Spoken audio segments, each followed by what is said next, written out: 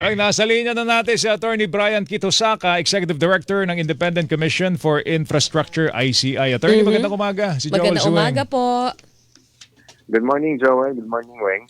Opo, may mga nakakulong na po, no? Ito po yung mga paunang kasong nirekomenda ng ICI dun sa Nauhan flood control cases, no? Maliban po rito, Attorney Kit Hosaka, ano pa ba yung mga bagong rekomendasyon ng ICI sa Ombudsman?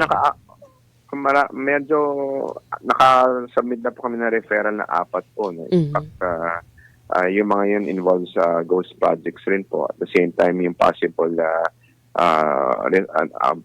liability or accountability ng several mga congressmen po natin at saka mga senador po natin. Meron po tayo na i-submit na referral dyan. So it is up for the ombudsman to further investigate and eventually file na appropriate charges sa ombudsman.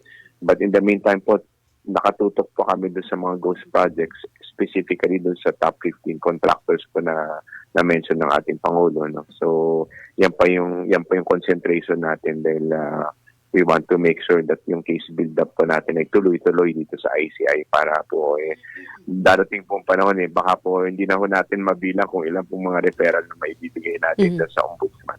Ano pa po ang mga pending ngayon, yung isinasa ilalim pa niyo sa investigasyon, Attorney Hosaka? As far as the pending is concerned po, na-mention na po natin yan dun sa in our past mga press conferences po. Nakatutok nga po kami sa 421 ghost projects, alleged ghost projects. Tapos sinala pa po ng ICI yan that we're concentrating now on the top 15 contractors po. No?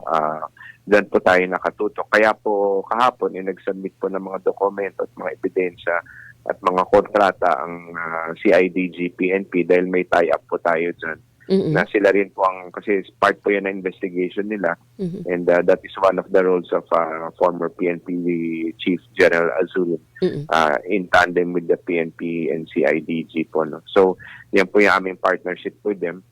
Tinutulungan po nila kami kumuha nito mga dokumento at mga ebidensya nito for our case build-up. So kahapon po nakasubmit po sila na 95 boxes. Ganun po karami yung dokumentong sinubmit nila. Ito po ay pertaining to 28 supposed ghost projects po na tinitignan at pinag-aaralan at iniimbestiga ng ICI. And hopefully po once magkaroon po kami ng case build-up, mare-refer na po namin ang mga kaso or mga possible cases sa Office of the Ombudsman. Attorney Hosaka, wala ba kayong nakita? Alam ko na interview nyo ng isang beses si dating Speaker Martin Romualdez. At wala ba kayong direktang nakitang direct involvement ng dating Speaker dito sa problemang ito? So ngayon po, wala pa pong conclusion, wala pa pong concrete findings ang ICI with regard to former Speaker Romualdez. Ang meron po kami yung mga kanyang mga dokumento at saka mga ebidensya at saka yung mga kanyang pong testimony. So ang ginawa po ng ICI, nung nalaman po namin, naabisohan kami ng DPWH that they will be filing a referral to the Ombudsman last Friday. Naisip po namin, mas mabuti po, together with that, i-refer na rin po namin yung aming mga nakuhang mga ebidensya para kompleto po ang pag-aaral ng Ombudsman. No? Dahil hindi po natin alam kung baka po makatulong itong mga meron kami mga dokumento, ebidensya, testimony ng former speaker in their study on as to possible liability or case to be filed. Sa ngayon, Attorney Hosaka, parang ang lumalabas doon sa inyong pahayag, si dating speaker pa lang ang nagbibigay ng kanya mga dokumento, ebidensya, at saka yung kanyang testimony sa harap po ng ICI. Wala pa yung mismong nagbibintang laban sa kanya except yung salita ni Zaldico na hindi pa ngayon mapapanghawakan kasi hindi pa sa formal affidavit o hindi pa napapanumpaan. Yung referral po namin na ibinigay, yung sinabmitin namin ng mga dokumento at saka yung mga testimony. Nakalagay naman po ito sa referral na sinabmit namin sa ombudsman at binigyan rin po namin ng copy yung media at saka ang publiko. Makikita naman po na puro po yun yung mga ebidensya relating to former Speaker Romualdez. Yun po yung affidavit niya at saka yung kanyang testimony. Pero wala na po, kung halimbawa na-refer nyo na po ito sa Office of the Ombudsman for further investigation nung tanggapan ni Ombudsman Remulla, ibig sabihin nun, sa inyo sa ICI, sarado na ito. Pinapaubayan na ng buong buo sa Office of the Ombudsman ang anumang issue laban kay dating House Speaker. Hindi po nakalagay po sa aming office, sa aming referral na sinubmit sa ombudsman. Wala, kumbaga po, hindi po namin binibitawan yung aming pong mandato na mag-further investigate as soon as there are additional evidence or documents that come to us. No? So, hindi naman po mawawala yung mandato namin to further investigate. Kasi po, nagtutulungan po naman tayo sa Office of the Ombudsman with regard to these matters po. No? So, hindi po ibig sabihin sarado. O kasi ang dating sa publiko, katulad ng mga reactions sa Facebook Live natin, Joel, isa kasi doon sa mabigat na allegations ay laban sa dating House Speaker, di ba, Joel? So, kamag-anak pa siya ng presidente, naging mataas na opisyal ng gobyerno, isa siya sa gustong makita ng taong bayan na ano ang magiging malinis na takbo laban sa kanya. Tapos biglang merong recommendation na for further investigation ng Office of the Ombudsman. So ang dating sa taong bayan napoproteksyonan siya. Kayo na po ang sumagot sa ganong tingin Impression, ng publiko, ng impression, Attorney Hosaka. Wala pong gano'n na hindi po gano'n na nangyayari dito. Kaya nga po kami nag-submit ng mga dokumento at evidence sa ombudsman para matulungan din sila sa kanilang pag-iimbestiga with regard to this matter po against former Speaker Romualdez.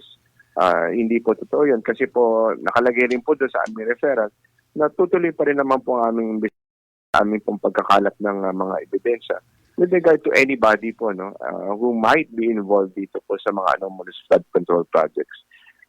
Mas mabuti nga po na ibigay namin yung mga dokumento at mga ebidensya niya para kumpleto po ang pag-aaral ng Office of the Ombudsman. Kasi po nakikita po namin na baka po ito ay may makakatulong sa kanilang investigasyon. Okay. Attorney Hosaka, kausap po namin kamakailan, noong Friday, si Congressman Leandro Leviste ng Batangas. Kanya pong hiniling sa ICI na imbestigahan si Congressman Edwin Garjola. Ang claim ho niya, ito raw pong si Garjola ang pinakamalaking congressman na contractor na rin na bumibili daw po ng mga proyekto sa National Expenditure Program. Ano ho ang pinakabagong development sa kahilingan na ito, Attorney Hosaka? Kahilingan po sa ICI? Sa ICI na imbestigahan. Si Garjola. Siyempre po, kami naman po, wala po kaming pinipili kung sino pong imbestigahan. As long as meron po kaming information, verified information with regard to this matter. Titingnan po namin yan, no? Hindi po kami namimili kung sino pong or hindi imbestigahan. Basta po meron pong possible involvement, pupuntahan po namin at imbestigahin po namin yung mga allegations na yan. Totoo po ba na nagpunta kayo sa ang ICI sa opisina po ni DPWH Undersecretary Catalina Cabral para hukunin yung mga mahalagang dokumento? And only to find out na sarado. Nakakordon daw po ito, wala na ho yung mga computers, yung mga mahalagang dokumento daw po doon. Natanong ko nga po sila na hindi naman po totoo na nakasarado. In fact nga daw po, nandun nga daw po nag-opisina yata si Yusek Conti. At saka intact naman daw po yung kanilang yung mga computers at mga dokumento daw po. So hindi po totoo. Tama ho ba, Attorney Hosaka? According to the DPWH, intact naman po yan. And meron po kaming close coordination and cooperation po with DPWH. Kasi po importante sa amin yung makakuha ng mga ganyang klaseng mga ebidensya at mga dokumento para sa aming case build up. And so far naman po, wala po naman kami nakikitang problema. In fact, we are heavily coordinating. Kaya nga po last Friday, nung nalaman po namin na nag-ano po kami, close communication po kami niyan. Kaya po last Friday, nung nalaman namin na meron po silang referral, we submitted our evidence and our documents po to help their referral. So ganyan po yung aming very close coordination with DPWH. In fact, meron pong directive si Secretary Vince na to give us full cooperation. To set the record straight, wala ho tayong nawawalang ebidensya. Sa DPWH. DPWH na hinahanap. Ang pinakamaganda pong matanong niya, DPWH po, pero so far sa amin pong side po, pag kami humingi naman po kami ng dokumento, inaasikaso naman po nila yung mga request namin. Okay, ang malinaw doon, nagpunta ang mga taga-ICI pero hindi nakasara yung tanggapan ni Cabral kasi doon na nag-oopisina yung kapalit niya. Well, as far as pumunta pong ICI doon, pumunta po sila dyan the very first time po na nabuo ang ICI. No? Dahil Opo. doon po sila nag-oopisina po sila doon. And, So, apo. Attorney, bakit hindi pa po napapatawag si Yusek Cabral? Napatawag na po siya dito sa ICI. Kailan po? Go ahead, sir. Hindi ko po alam, no? Kasi po, nung na-appoint po ako dito, executive director, na mga 10 days na po sila nag-ooperate, no? Nag-hearing na po. But definitely, sigurado po kami. Nakaharap na siya. Na nakaharap na po siya. Okay. Meron na bang case build-up na nakita ang ICI laban ho kay Cabral? Kasama na po yan. In fact, may nasama po siya doon sa aming second referral, if I'm not mistaken. For possible filing of case na po ng graft or malversation? Inaano po yun kung ang possible administrative accountability and liability po ang naka-file doon. For further investigation po, no? Kasi po pagka-file po namin dyan, dapat po ang Office of the Ombudsman, itutuloy pa po yung kanilang pag-aaral at pagkukuha ng mga ebidensya para sa kanilang pagpa-file ng eventual complaint in the Office of the Ombudsman once they reach the quantum of evidence necessary. Okay. Yung sa referral nyo ba, may nasama na po doon na sa tatlong mga senador? Tatlong senador. Meron na bang nasama na senador? Ang nasama po na referral po namin, referral number 2, it would be Senator Villanueva and Senator Jinggoy Estrada. Yun po yung naalala. Anong particular recommendation po dito sa dalawang senador na ito? Ay, nakabase po yan doon sa mga po namin, no, doon sa mga nalikom po namin ng mga coming from the DPWH officials. The usual po na kaso natin, malversation, possible violation Anti-Graft and Corrupt Practices Act. Yun po yung mga po natin na file natin na possible. But eventually po kasi ang magde-decide kung what cases or what criminal offense would be filed in the office of the in the Sandigan Bayan is the Office of the Ombudsman po. Okay. Attorney, salamat sa oras. Thank you. Maraming salamat Magandang umaga po sa inyo. Thank you. Good morning, sir. Attorney Brian Kitosaka, Executive Director, Independent Commission for Infrastructure. May flash report lang tayo.